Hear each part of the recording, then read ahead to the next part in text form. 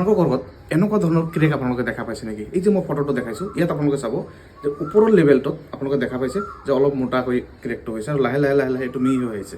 এইটো ৰিজনটো কি? এইটো ক্ৰেকক আমি ডায়গনেল ক্ৰেক বুলি কওঁ। এই ক্ৰেকটো কিয় দেখা যায়? নৰ্মেলি যিবোৰ ঘৰত এইটো ক্ৰেক দেখা যায় তাত আমি দেখোঁ ইনভেষ্টিগেশ্যন কৰাৰ পিছত দেখা যায় যে তাত হয়তো পাৰ্চিয়েল ছেটেলমেণ্ট হৈছে, হয়তো চইলটোৰ মুভমেণ্ট হৈছে, এনেকুৱা ক্ষেত্ৰত দেখা যায়। আৰু বিল্ডিঙৰ ওচৰত যেতিয়া ডাঙৰ গছ থকা দেখা যায় এনেকুৱা ক্ষেত্ৰতো দেখা যায় যে পাৰ্চিয়েল ছেটেলমেণ্ট হয় নাইবা গছৰ কাৰণে বহুত প্ৰব্লেম হয়, ক্ৰেক আহি যায়। তো সেইকাৰণে আপোনালোকক ছাজেশ্যন কৰিছোঁ যে বিল্ডিং যেতিয়া ষ্টাৰ্ট কৰিব, কাম যেতিয়া ষ্টাৰ্ট কৰিব, তেতিয়াৰ পৰা আপোনালোকে এই প্ৰিকশ্যনছখিনি ল'ব লাগিব। প্ৰপাৰলি চইল টেষ্ট কৰিব লাগিব, মাটিটো চাব লাগিব। যদি ব্লেক কটন চইল হয়, মাটিটো যদি বেয়া হয়, তেতিয়াও আপোনালোকক কেতিয়াবা পাৰ্চিয়েল ছেটেলমেণ্ট হয়, শ্ৰিংকেজ হয়। মাটিবোৰ ফাৰ্ষ্টত যেতিয়া আমি কাম কৰোঁ তেতিয়া অলপ ফুলি গৈ থাকে আৰু লাহে লাহে লাহে লাহে এইটো যিটো শ্ৰিংকেজ হয় তেতিয়া আমাৰ দেখা যায় যে পাৰ্চিয়েল ছেটেলমেণ্ট হোৱা বেছি দেখা পোৱা যায়। সেইকাৰণে আপোনালোকে সাৱধান হ'ব।